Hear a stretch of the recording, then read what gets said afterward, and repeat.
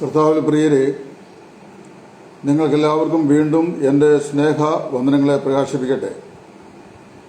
ഒരു അത്യാവശ്യ വിഷയം നിങ്ങളുടെ മുമ്പാകെ പറയാനാണ് ഇപ്പോൾ ഈ ചെറിയ വീഡിയോയുമായി ഞാൻ വന്നിരിക്കുന്നത്. കഴിഞ്ഞ രാത്രിയിൽ ഒരു ഗ്രൂപ്പിൽ ഒരു ഡിസ്കഷൻ നടക്കുകയുണ്ടായി. ആ ഡിസ്കഷൻ്റെ പ്രധാനപ്പെട്ട പ്രമേയം മറ്റ് സഭാഭാഗങ്ങളിൽപ്പെട്ട രക്ഷിക്കപ്പെട്ട സ്നാനപ്പെട്ട വിശ്വാസികൾ നമ്മുടെ സഭാ കൂടിവരവിലേക്ക് ഒരു ഞായറാഴ്ച വന്നാൽ അവർക്ക് കർത്താവിൻ്റെ മേശയിൽ പങ്കാളികളാകുന്നതിനെ വിലക്കുവാൻ ആർക്കെങ്കിലും അധികാരമുണ്ടോ ഇല്ലയോ എന്നുള്ള വിഷയമാണ്. ഈ വിഷയത്തെക്കുറിച്ച് ഇതിനു മുമ്പും വളരെ പരിമിതമായ വാക്കുകൾ ഞാൻ സൂചിപ്പിച്ചിട്ടുള്ളതാണ്.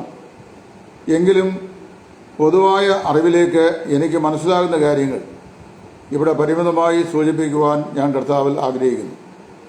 ഞാൻ മനസ്സിലാക്കുന്നതനുസരിച്ച് കർത്താവിൻ്റെ മേശ കർത്താവിൻ്റെ വകയാണ്. അതായത് യേശുക്രിസ്തുവിൻ്റെ കഷ്ടാനുഭവങ്ങളുടെ ഓർമ്മയെ വീണ്ടും ജനിച്ച രക്ഷിക്കപ്പെട്ട ദൈവമക്കൾ ആവർത്തിച്ച് സ്മരിക്കുന്ന ഒരു കർമ്മമാണ് കർത്താവിൻ്റെ മേശ എന്ന് പറയുന്നത്. അതിൻ്റെ പേര് തന്നെ ലോർഡ്സ് ടേബിൾ എന്നാണ്, കർത്താവിൻ്റെ മേശ. അതിൻ്റെ അർത്ഥം അത് നമ്മുടെ ആരുടെയും മേശ അല്ല എന്നാണ്. എന്നാൽ ഏതെങ്കിലും ചില ഇടുങ്ങിയ മനോഭാവമുള്ള വിശ്വാസികൾക്ക് ഈ കർത്താവിൻ്റെ മേശ എന്ന് പറഞ്ഞാൽ തങ്ങളുടെ പ്രാദേശിക സഭയിലെ ശുശ്രൂഷകന്മാരുടെയോ സുവിശേഷന്മാരുടെയോ മൂപ്പന്മാരുടെയോ അല്ലെങ്കിൽ പാസ്റ്റേഴ്സിൻ്റെയോ ഒക്കെ വകയാണ്. അവരുടെ സമ്മതത്തോടും അവരുടെ അനുവാദത്തോടും മാത്രമേ മറ്റൊരാൾക്ക് അതിൽ നിന്ന് പങ്കുകൊള്ളുവാൻ അവകാശങ്ങളുള്ളൂ എന്നുള്ള നിലയിലാണ്. അത് വളരെ തെറ്റായ ഒരു ചിന്താഗതി ആണെന്ന് ഞാൻ മനസ്സിലാക്കുന്നു. ഞാൻ ഉപദേശ വിഷയങ്ങളിലെ ഇത്തരം കാര്യങ്ങളെ കുറെ കൂടെ വിശാലമായ വീക്ഷണത്തിൽ മനസ്സിലാക്കുന്ന ആളാണ്. പ്രാദേശിക സഭ എന്ന് പറയുന്നത് the miniature of the universal church, അതായത് സാർവത്രിക സഭയുടെ ചെറിയ രൂപമാണ് പ്രാദേശിക സഭ. സാർവത്രിക സഭയിൽ രക്ഷിക്കപ്പെട്ടവർ മാത്രമേ അംഗങ്ങളായിട്ടുള്ളൂ. പ്രാദേശിക സഭയിൽ രക്ഷിക്കപ്പെട്ടവരും രക്ഷിക്കപ്പെടാത്തവരും അവിടെയുണ്ട്. അങ്ങനെയുള്ളവർ ഒന്നിച്ചുകൂടിയാണ് ദൈവത്തെ ആരാധിക്കുന്നത്. ആ ഒരു കൂടിവരവിലേക്ക് ഏതെങ്കിലും ഒരു സഹോദരനോ സഹോദരിയോ ഒരു ഞായറാഴ്ച അപ്രതീക്ഷിതമായിട്ടോ അല്ലെങ്കിൽ പ്രതീക്ഷിതമായിട്ടോ വന്ന ശേഷം ഞാൻ രക്ഷിക്കപ്പെട്ട സ്നാനപ്പെട്ട സാക്ഷ്യ ജീവിതമുള്ള ഒരു ദൈവവേദലാണ്, നിങ്ങളോടുകൂടി ഇന്ന് ആരാധിപ്പാൻ എനിക്ക് ആഗ്രഹമുണ്ട്, കർത്താവിൻ്റെ മേശയിൽ പങ്കുകൊള്ളുവാനും ഞാൻ ആഗ്രഹിക്കുന്നു എന്ന് പറഞ്ഞാൽ അങ്ങനെ ഒരാൾക്ക് കർത്താവിൻ്റെ മേശയുടെ പങ്കാളിത്തം വിലക്കാൻ വേദപുസ്തകത്തിൽ ഒരു വാക്യം പോലും ഞാൻ വായിച്ചിട്ടില്ല. എന്ന് മാത്രമല്ല, ഞാനൊരു വേർപാടുകാരനായിരിക്കുമ്പോൾ തന്നെ ഞാൻ പറയാം, എൻ്റെ ഈ ആശയത്തോട് വിയോജിക്കുന്ന ധാരാളം ബ്രദറുകാരുണ്ടായിരിക്കാം. ഒരു പക്ഷെങ്കിൽ അത് കൺസർവേറ്റീവ്സ് ചിന്താഗതി കൊണ്ടായിരിക്കും, അതായത് വളരെ ഇടുങ്ങിയ മനോഭാവത്തിലൂടെ ചിന്തിക്കുന്നതുകൊണ്ടായിരിക്കാം. രക്ഷിക്കപ്പെട്ട എല്ലാ ദൈവമക്കളും irrespective of their interpretational differences they are the members of the universal church. രക്ഷിക്കപ്പെട്ട എല്ലാ ദൈവമക്കളും അവരുടെ ഉപദേശ വ്യാഖ്യാന വശത്ത് തെല്ല അഭിപ്രായ വ്യത്യാസമുണ്ടെങ്കിലും വൈവിധ്യങ്ങളുണ്ടെങ്കിലും അവരെല്ലാവരും കർത്താവിൻ്റെ മണവാട്ടിയായ ശരീരമായ സഭയുടെ അംഗങ്ങളാണ്. അപ്പോൾ സാർവത്രിക സഭയ്ക്ക് ഉൾക്കൊള്ളാൻ കഴിയുന്നവരെ പ്രാദേശിക സഭ ഉൾക്കൊള്ളണം എന്നാണ് ഞാൻ മനസ്സിലാക്കുന്നത്. അതായത് സാർവത്രിക സഭ ഉൾക്കൊള്ളുന്നത് രക്ഷിക്കപ്പെട്ടവരെയാണ്. രക്ഷിക്കപ്പെടുന്നവരെ കർത്താവ് ദിനംപ്രതി സഭയോട് ചേർത്തുകൊണ്ടിരുന്നു എന്ന് നമ്മൾ പ്രവൃത്തി 2:47 വായിക്കുന്നു. അപ്പോൾ സാർവത്രിക സഭയുടെ അംഗമായി കഴിഞ്ഞാൽ കർത്താവിൻ്റെ മണവാട്ടി സഭയുടെ അംഗമായി കഴിഞ്ഞു. കർത്താവിൻ്റെ മണവാട്ടി സഭയുടെ അംഗമായിരിക്കുന്ന ആളുകൾ ഭൂമിയിൽ ആയിരിക്കുമ്പോൾ സാർവത്രിക സഭയുടെ അംഗങ്ങൾക്ക് അന്യോന്യമുള്ള ബന്ധത്തെ നിഷേധിക്കുന്ന ഒരു ബന്ധം പ്രാദേശിക സഭയ്ക്ക് പാടില്ല എന്നാണ് ഞാൻ മനസ്സിലാക്കുന്നത്.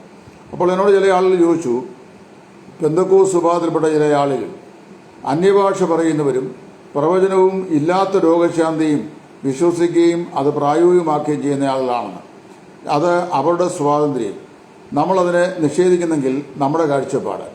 ഇനി അവർ അന്യഭാഷ പറയുമ്പോൾ അത് വേദപുസ്തകം പറയപ്പെടുന്ന അന്യഭാഷ അല്ല എന്ന് അവർ ചിന്തിച്ചിട്ടാണോ പറയുന്നതെന്ന് എനിക്കറിയാൻ വയ്യ. ഞാൻ അന്യഭാഷയെക്കുറിച്ചൊക്കെ വളരെ വ്യക്തമായി എൻ്റെ നിലപാടുകൾ ഇതിനു മുമ്പ് ഞാൻ പറഞ്ഞിട്ടുണ്ട്, വളരെ വിശദമായി ഞാൻ ക്ലാസ്സുകൾ എടുത്തിട്ടുമുണ്ട്. അതിൽ കൂടുതൽ ഇനി അതേക്കുറിച്ച് എന്തെങ്കിലും ചർച്ച ചെയ്യുന്നത് ആവശ്യമുണ്ടെന്ന് എനിക്ക് തോന്നുന്നില്ല. ഇനി മറുഭാഗത്ത് അങ്ങനെ അവർ പറയുന്ന ഭാഷ യഥാർത്ഥത്തിൽ ദൈവം പറയുന്ന ഭാഷ അല്ലെങ്കിൽ അതിൻ്റെ ശിക്ഷ അവർ ചുമക്കട്ടെ, നമുക്കെന്ത് പ്രശ്നം? നമ്മൾ ഒരാൾ അന്യഭാഷ പറയുന്നോ പറയാതിരിക്കുന്നുവോ, അല്ലെങ്കിൽ ഒരാൾ ബടറങ്കാനായിരിക്കുന്നുവോ അല്ലാതിരിക്കുന്നുവോ എന്നുള്ള അടിസ്ഥാനത്തിലല്ല, ക്രിസ്തു ശരീരത്തിൻ്റെ അവയവങ്ങളാണോ ഇല്ലയോ എന്നതിൻ്റെ അടിസ്ഥാനത്തിലാണ് നമ്മുടെ അന്യോന്യമുള്ള ബന്ധം ഇരിക്കുന്നത്. രക്ഷിക്കപ്പെട്ട എല്ലാ ദൈവമക്കളെയും കർത്താവായ യേശു ക്രിസ്തു മുഖാന്തരം സ്നേഹിപ്പാൻ ഞാൻ സർവ്വദാ ബന്ധപ്പെടുന്നു. പൗലോസ് പറഞ്ഞത് എങ്ങനെയാണ്? ദൈവം ക്രിസ്തുവിൽ നിങ്ങളെ കൈക്കൊണ്ടതുപോലെ നിങ്ങളും അന്യോന്യം കൈക്കൊള്ളുകയും. ആ വാക്യത്തിനകത്ത് ദൈവം ക്രിസ്തുവിൽ പെന്തക്കോസ്തുകാരെ കൈക്കൊണ്ടതുപോലെ പെന്തക്കോസ്തുകാർ തമ്മിൽ തമ്മിൽ കൈക്കൊള്ളുവിൻ എന്നോ, ദൈവം ക്രിസ്തുവിൽ ബ്രദറുകാരെ കൈക്കൊണ്ടതുപോലെ ബ്രദറങ്കാർ അന്യോന്യം കൈക്കൊള്ളുവിൻ എന്നോ അല്ല പറഞ്ഞിരിക്കുന്നത്. ദൈവം ക്രിസ്തുവിൽ നിങ്ങളെ കൈക്കൊണ്ടതുപോലെ നിങ്ങളും അന്യോന്യം കൈക്കൊള്ളുവിൻ എന്ന് പറഞ്ഞു കഴിഞ്ഞാൽ, രക്ഷിക്കപ്പെട്ട വിശ്വാസികൾ പരസ്പരം അടിസ്ഥാനപരമായി, അതായത് ഫണ്ടമെൻ്റലായിട്ടുള്ള ഉപദേശ വിഷയങ്ങളിൽ വൈപര്യത്വം ഇല്ലെങ്കിൽ, ആ ഫണ്ടമെൻ്റൽ എന്ന് പറയുന്നത് ഞാൻ അല്പം വാക്കിൽ ഒന്ന് വിശദമാക്കി തരാം. യേശു ക്രിസ്തുവിൻ്റെ ദൈവത്വം, അവൻ്റെ ദൈവത്വ മനുഷ്യത്വ 20 സ്വഭാവങ്ങൾ, പരിശുദ്ധാത്മാവിൻ്റെ ആളത്വം, അതുപോലെ തന്നെ ത്രിയേകത്വം, തൃത്വം, കർത്താവായ യേശു ക്രിസ്തുവിൻ്റെ കാൽവരി ക്രൂശിലെ പരിഹാര ബലിയിൽ കൂടി മാത്രമുള്ള ആത്മരക്ഷ, അതുപോലെ വിശുദ്ധന്മാരുടെ ഭാഗ്യകരമായ പ്രത്യാശയായിരുന്ന ശരീരത്തിൻ്റെ പുനരുദ്ധാനം, സഹസ്രാബ്ദ വാഴ്ച, സഭ കർത്താവിനോട് നിത്യത്തിലായിരിക്കുന്ന അനുഭവം, ഇങ്ങനെയുള്ള അടിസ്ഥാനപരമായിരിക്കുന്ന ഉപദേശ വിഷയങ്ങൾ. രക്ഷിക്കപ്പെട്ടവരെല്ലാവരും പിതാവിൻ്റെയും പുത്രൻ്റെയും പരിശുദ്ധാത്മാവിൻ്റെയും നാമത്തിൽ സ്നാനപ്പെടണം എന്നിങ്ങനെയുള്ള അടിസ്ഥാന ഉപദേശങ്ങൾ തള്ളിക്കളയാത്ത ഏത് സഭാവിഭാഗത്തിൽപ്പെട്ട ആളുകളും ഒരു ഞായറാഴ്ച നമ്മൾ ഒന്നിച്ച് ആരാധിക്കുമ്പോൾ കർത്താവിൻ്റെ മേശയിൽ പങ്കുകൊള്ളണം എന്ന് പറഞ്ഞാൽ, നീ പങ്കുകൊള്ളാൻ പാടില്ല എന്ന് പറയാൻ കർത്താവിൻ്റെ മേശ നമ്മുടെ ആരുടെയും സ്വന്തം വകയല്ല. അത് യേശു ക്രിസ്തുവിൻ്റെ കഷ്ടാനുഭവങ്ങളുടെ ഓർമ്മയെ നമ്മിൽ പുതുക്കുന്ന ഒരു സ്മാരക ശുശ്രൂഷയാണ്. ഇനി 2, അങ്ങനെ വിലക്കുന്ന ചില സഭകളുണ്ടല്ലോ എന്ന് ചില ആളുകൾ ഇന്നലെ പറഞ്ഞ ഞാൻ കണ്ടു. വിലക്കുന്ന സഭകളുണ്ടെങ്കിൽ അത് തെറ്റാണ്. അത് തെറ്റാണെന്ന് പറയാനുള്ള ആർജവം നമ്മുടെ സുവിശേഷന്മാർക്കുണ്ടായിരിക്കണം. പക്ഷേ ഇവിടുത്തെ സുവിശേഷന്മാരുടെ പ്രശ്നം ഞാൻ ചോദിച്ചു കഴിഞ്ഞാൽ, തങ്ങൾ ഏതെങ്കിലും തെറ്റായ ഒരു കാര്യത്തെ തെറ്റാണെന്ന് പറഞ്ഞാൽ അവരുടെ രോമത്തിനെങ്കിലും ഒരല്പം തകരാറ് അല്ലെങ്കിൽ നഷ്ടമുണ്ടാകുമെന്ന് അവർക്ക് തോന്നിയാൽ അവർ അതിൻ്റെ 7 അലോകത്തെ അഭിപ്രായം പറയുകയില്ല. നമുക്കതെല്ലാം ദൈവസ്ഥനിൽ വെച്ച് പ്രാർത്ഥിക്കാം എന്ന് പറഞ്ഞ് അവിടെ ഒഴികഴിവ് പറഞ്ഞ് രക്ഷപ്പെടുന്ന രീതിയാണ് സാധാരണയായി കാണുന്നത്. അതുകൊണ്ട് ഞാൻ പറഞ്ഞു വന്ന സാരം എന്നാ ചോദിച്ചു കഴിഞ്ഞാൽ, കർത്താവായ യേശുവിനെ രക്ഷിതാവും കർത്താവുമായി സ്വീകരിച്ച് വിശുദ്ധ ജീവിതം നയിക്കുന്ന ഒരു ദൈവപൈതലിന് കർത്താവിൻ്റെ മേശയിൽ പങ്കാളിയാകുന്നതിന് തടസ്സമില്ല. എന്നാൽ ഇവിടെ ഞാനൊരു പ്രൊവിഷൻ കൂടെ പറയാൻ ആഗ്രഹിക്കുന്നു. ഇപ്പം നമ്മുടെ ഇടയിലേക്ക് മറ്റൊരു ഈ അല്പമായ അഭിപ്രായ വ്യത്യാസമുള്ള ഒരു സഭാഭാഗത്തിലെ വേറെ ചില സഹോദരന്മാർ വരുന്നു. അവർ പറയുകയാണ്, ഇന്ന് ഞങ്ങൾ ഇവിടെ ദൈവത്തെ ആരാധിപ്പാൻ സാഹചര്യമുണ്ടായി എന്ന് പറഞ്ഞു. അങ്ങനെ പറഞ്ഞ ശേഷം തുടർച്ചയായി അവർ ചില ആഴ്ചകൾ നമ്മുടെ ഇടയിൽ വരിക എന്ന് ചിന്തിക്കുക. അങ്ങനെ വരുമ്പോൾ നമുക്ക് അവരോട് പറയാം, ഞങ്ങൾ അടിസ്ഥാനപരമായി വിശ്വസിക്കുകയും ഉപദേശിക്കുകയും പഠിപ്പിക്കുകയും ചെയ്യുന്നത് ഇങ്ങനെയുള്ള ഉപദേശ വിഷയങ്ങളാണ്. ഈ വിഷയത്തോട് ബന്ധപ്പെട്ട് സഹോദരന് കൺവിൻസിംഗ്ലി മുമ്പോട്ട് പോകാൻ താല്പര്യമുണ്ടോ, അതായത് ഈ സ്ഥലസഭയുടെ ഒരു സ്ഥിരം അംഗമായി പോകാനായിട്ടുള്ള കാഴ്ചപ്പാടുണ്ടോ എന്ന് ചോദിക്കുമ്പോൾ, അങ്ങനെ ഞങ്ങൾക്കില്ല എന്ന് അദ്ദേഹം പറയുകയാണെങ്കിൽ അദ്ദേഹത്തെ ഒരു പെർമനൻ്റ് അംഗമായിട്ട് നമുക്ക് സഭയിൽ കണക്കാക്കേണ്ട ആവശ്യമില്ല. അദ്ദേഹം ബന്ധപ്പെട്ടിരിക്കുന്ന സ്ഥലസഭയിൽ പോകട്ടെ. ഇത് ഞാൻ പറയുന്നത് അപ്രതീക്ഷിതമായി നമ്മുടെ മധ്യത്തിൽ വരുന്ന ഒരു സഹോദരനെയോ സഹോദരിയെ സംബന്ധിച്ചാണ്. അപ്പോൾ തന്നെ ഉപദേശപരമായ വിഷയങ്ങളിൽ ഉപദേശങ്ങളുടെ വ്യാഖ്യാന വശത്ത് ശക്തമായ അഭിപ്രായ വ്യത്യാസങ്ങൾ നമുക്ക് ഉള്ള പല ആളുകളുണ്ട്. ഇപ്പോൾ ഇന്നലെ തന്നെ ഒരാൾ എന്നെ ചീത്ത പറഞ്ഞു. അതായത് അദ്ദേഹം ഒരു ഫേക്ക് ഐഡിയാണ് പെന്തക്കോസ്തുകാരെ രാപകൽ പറയുന്ന ആളെന്ന് അദ്ദേഹത്തിനെക്കുറിച്ച് പറഞ്ഞു. ഞാൻ അങ്ങനെ പറയാറില്ല. ഞാൻ ഇന്ന് വരെ പെന്തക്കോസ്തുകാർ സഹോദരന്മാർക്കെതിരായിട്ട് അപലപനീയമായ ഒരു കാര്യവും ഞാൻ പറഞ്ഞിട്ടില്ല. ഞാൻ പറഞ്ഞിട്ടുള്ളത് തിരുവെഴുത്തിൽ ദൈവത്തിൻ്റെ വചനം പ്രകാശിക്കുന്ന ഉപദേശ സത്യങ്ങൾ ഇങ്ങനെയാണെന്ന് പറയാറുണ്ട്. ഇങ്ങനെയാണെന്ന് പറയുമ്പോൾ അങ്ങനെയല്ല എന്ന് ചിന്തിക്കുന്ന ആൾക്കാർക്ക് അത് ദോഷമായി മനസ്സിലാക്കുന്നെങ്കിൽ അതെൻ്റെ പ്രശ്നമല്ല, നിങ്ങളുടെ വിശ്വാസത്തിൻ്റെ പ്രശ്നമാണ്. അതിന് ദൈവവും നിങ്ങളുമായിട്ടാണ് ഒരു പരിഹാരം ഉണ്ടാക്കേണ്ടത്.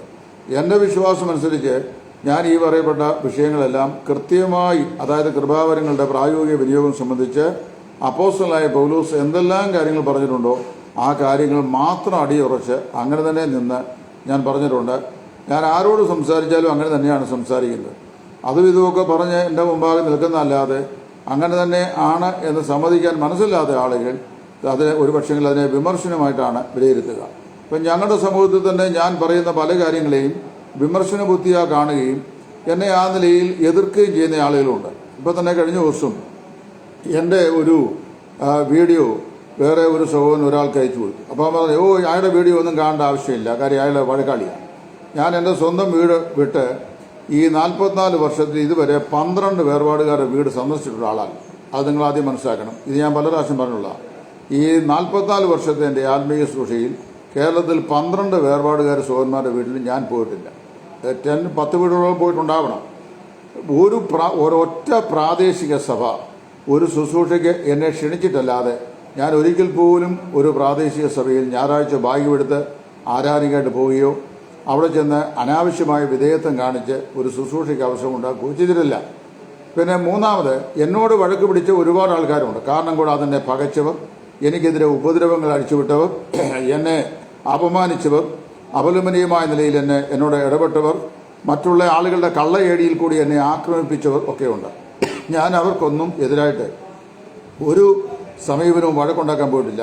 എന്നാൽ സഹികെട്ട് ഞാൻ ഒരു 8 പേരെ സൈബർ സെല്ലിൽ പെർമനൻ്റ്ലി രജിസ്റ്റർ ചെയ്തിട്ടുണ്ട്. അതെന്തിനാന്ന് ചോദിച്ചു കഴിഞ്ഞാൽ, ഒരു നിലയിലും എനിക്ക് മുമ്പോട്ട് പോകാൻ കഴിയാത്ത നിലയിൽ എന്നെ മാനസിക സമ്മർദ്ദപ്പെടുത്തുകയും അകാരണമായി ഉപദ്രവിക്കുകയും ചെയ്തപ്പോൾ ഇത് നിത്യമായ ശല്യമായി വന്നുകൊണ്ട് ഞാൻ അങ്ങനെ രജിസ്റ്റർ ചെയ്തിട്ടുണ്ട്. അത് പെർമനൻ്റ്ലി രജിസ്റ്റർ ചെയ്തിരിക്കുകയാണ്. ഏതെങ്കിലും കാലത്ത് അവരെൻ്റെ നേരെ വന്നാൽ ഞാൻ സൈബർ സെല്ലിൽ റിപ്പോർട്ട് ചെയ്താൽ അവർ വേണ്ടുന്ന ആക്ഷൻ എടുക്കും. അതല്ല വേറെ ഞാൻ ഒരു മനുഷ്യനോട് ഒരു വഴക്കിനും വഴക്കുള്ളിടത്തുനിന്ന് ഒഴിഞ്ഞു മാറുന്നതാണ് ഞാൻ പോയിട്ടുള്ള എൻ്റെ ജീവചരിത്ര പുസ്തകം ഞാൻ എഴുതിയിട്ടുണ്ട്. അതിനകത്ത് ഞാൻ ആദ്യമായി രക്ഷിക്കപ്പെട്ട് മുമ്പോട്ട് വന്ന ഞായറാഴ്ച തന്നെ വേർപാടുകാരയിൽ ഭയങ്കരമായ വഴക്കുള്ള ഞായറാഴ്ചയാണ് ഞാനിവിടെ വന്നത്.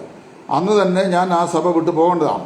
പക്ഷേ ഞാൻ പോകാഞ്ഞതിൻ്റെ കാരണം ദൈവവചനത്തിൻ്റെ ഉപദേശം ശരിയാണ്. ഇങ്ങനെ വഴക്കും വയ്യാവലിയൊക്കെ ഉണ്ടെങ്കിലും എന്നുള്ള എൻ്റെ കാഴ്ചപ്പാടുകൊണ്ട് ഇന്ന് വരെ നിന്നു.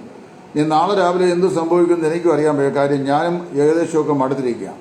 മാനസികമായി വളരെ മടുത്ത് ഇരിക്കുന്നൊരവസ്ഥയിലായി ഇപ്പം ഞാൻ കഴിയുന്നത്. കാര്യം ഉപദേശത്തിനനുസരിച്ച് ജീവിതം വേണം. ഭാര്യയെ ഉപേക്ഷിക്കാൻ പാടില്ല എന്ന് കർത്താവ് പറഞ്ഞാൽ ഉപേക്ഷിച്ചവനും പിന്നെ മക്കളുടെ ഉപേക്ഷിച്ച ശേഷം വീണ്ടും വിവാഹം നടത്തിയവനും കർത്താവിൻ്റെ മേശയിൽ ശുശ്രൂഷ ചെയ്യാം, അവൻ സഭയ്ക്ക് ലീഡ് ചെയ്യാമെന്നൊക്കെ പഠിപ്പിക്കുന്ന ഉപദേശമൊന്നും വേർപാടുകാരുടെ ഉപദേശമല്ല. ഞാൻ എന്നെ അംഗീകരിക്കുന്നുമില്ല. അപ്പോൾ അതുകൊണ്ട് അങ്ങനെ വരുമ്പോൾ ഇങ്ങനെയുള്ളവനെ ഞങ്ങൾക്ക് വേണ്ട എന്ന് പറഞ്ഞ് നാനാ വഴിക്കൂടെ എന്നെ ആക്രമിച്ചാൽ പിന്നെ എൻ്റെ പ്രാണരക്ഷാർത്ഥം ഞാൻ ദാവീദ് പോയാൽ ഏതില്ല അതുല്ലാം ഗുഹയിലേക്കോ സീഫ് മരുഭൂമിയിലേക്കോ ഓടിപ്പോയെങ്കിൽ പിന്നെ ടൈറ്റസ് പോയി എന്ന് പറഞ്ഞിട്ട് യാതൊരു കാര്യമില്ല.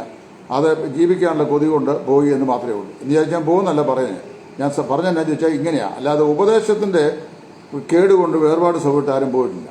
ഇതുവരെ പോയിട്ടുള്ള ആൾക്കാരെ സംബന്ധിച്ച് ഞാൻ പലരും സംസാരിച്ചിട്ടുണ്ട്. പോയിട്ടുള്ളവരാരും ഉപദേശത്തിൻ്റെ വിഷമുകൊണ്ട് പോയിട്ടില്ല. ജീവിക്കാൻ സ്വാതന്ത്ര്യമില്ലാത്തതുകൊണ്ടോ അല്ലെങ്കിൽ അനുവദിക്കപ്പെടാത്തതുകൊണ്ടോ ഉപദ്രവങ്ങൾ കൊണ്ടോ രാഷ്ട്രീയ പ്രഷർ കൊണ്ടോ ഒക്കെ പോയിട്ടുള്ള ആളുകളാണുള്ളത്. അതവിടെ നിൽക്കേണ്ടത് വേറൊരു വിഷയമാണ്. അപ്പം നമ്മുടെ വിഷയം കർത്താവിൻ്റെ മേശയുടെ പങ്കാളിത്തം. കർത്താവിൻ്റെ മേശ രക്ഷിക്കപ്പെട്ട് സ്നാനപ്പെട്ട ഒരു വിശ്വാസിക്ക് ഉപയോഗിക്കാം. അത് ഉപദേശ വിഷയത്തിൽ ഇന്ന വ്യാഖ്യാനം പറഞ്ഞാൽ മാത്രമേ മേശയിൽ പങ്കുള്ളാവുന്ന വേദോസിലെങ്ങുമില്ല. അവിടെ എഴുതിക്കുന്ന ഏക വിഷയം തന്നെത്താൻ ശോധനയിട്ട് കഴിക്കണമെന്നുള്ളതാണ്. കർത്താവിൻ്റെ ശരീരത്തെ വീഴിക്കുക, തന്നെത്താൻ ശോധന ചെയ്യുക. അല്ലാതെ അവൻ ഏത് വ്യാഖ്യാനം പറയുന്നു എന്നുള്ള ഇപ്പം വേർപാടുകാരിൽ തന്നെ സഭ മഹാബലിലൂടെ കടന്നു പോകുന്നു പഠിപ്പിക്കുന്ന ഒരുപറ്റം ആളുകൾ ഇപ്പോൾ പണ്ട് അങ്കമാലി പറവ് പ്രദേശം ഉണ്ടായിരുന്നു. ഇപ്പം വ്യാപകമായി കുറേയേറെ ഉണ്ട്. അത് ഗുരുതരമായൊരു പ്രശ്നമാണ്. കാര്യം സഭ മഹാബലിലൂടെ കടന്നു പോകുമെന്ന് പഠിപ്പിക്കുന്നത് സഭ ഇസ്രായേലിൻ്റെ പിന്തുടർച്ചയാണെന്ന് പഠിപ്പിക്കുന്നതിന് തുല്യമാണ്. എന്നാൽ സഭ പുതിയ നിയമസൗധമാണെന്നാണ് ഞാൻ വിശ്വസിക്കുകയും പുതിയ നിയമം പറയുകയും ചെയ്യുന്നത്. അപ്പോൾ അവരുടെ കൂടെ അപ്പം മുറിക്കാൻ നമ്മുടെ ആൾക്കാർക്ക് യാതൊരു പ്രശ്നമില്ലല്ലോ. മഹോദരവാദികളുടെ കൂടെ എത്ര ആൾക്കാരുടെ പ്രമാണികൾ വരെ മുറിക്കുന്നുണ്ട്. ഒരു പ്രശ്നം ആർക്കുമില്ല. അതുപോലെ ഉള്ളൂ അന്യഭാഷയെക്കുറിച്ചുള്ള വ്യാഖ്യാനിക്കുന്ന ആളുകളും വ്യാഖ്യാനിക്കുന്നതിൻ്റെ പേരിൽ നമ്മൾ അഭിപ്രായ വ്യത്യാസം കാണിക്കാൻ വന്നാലുള്ള സീരിയസ്നെസ്. അപ്പം നമ്മുടെ ഭാഗത്തെ ഈ സീരിയസ്നെസ് നമ്മൾ അവഗണിക്കുകയും മറുഭാഗത്തെ സീരിയസ്നെസ് നമ്മൾ പരിഗണിക്കുകയും ചെയ്യുമ്പോൾ അത് തെറ്റാണെന്നാണ് എൻ്റെ വിശ്വാസം. വീഡിയോ നീട്ടാൻ ഞാൻ ആഗ്രഹിക്കുന്നില്ല. ഈ ഒരു ക്ലാരിഫിക്കേഷൻ പറഞ്ഞെന്ന് മാത്രമേ ഉള്ളൂ. അഭിപ്രായ വ്യത്യാസങ്ങൾക്ക് ഉണ്ടാവാം. അഭിപ്രായ വ്യത്യാസങ്ങൾക്കുള്ള സ്വാതന്ത്ര്യം കേൾക്കുന്ന ആർക്കുമുണ്ട്. എന്നാൽ ഞാൻ കർത്താവായ യേശു ക്രിസ്തുവിൻ്റെ മാത്രം ചെലവിൽ കഴിയുന്ന ആളായതുകൊണ്ടും കഠിനാധ്വാനം ചെയ്ത് ജീവിക്കുന്നവനായതുകൊണ്ടും എൻ്റെ അഭിപ്രായം പറയാൻ എനിക്ക് സ്വാതന്ത്ര്യമുള്ളതുകൊണ്ട് ഞാൻ അങ്ങനെ പറഞ്ഞു എന്ന് മാത്രം ദൈവം എല്ലാവരെയും സഹായിക്കട്ടെ.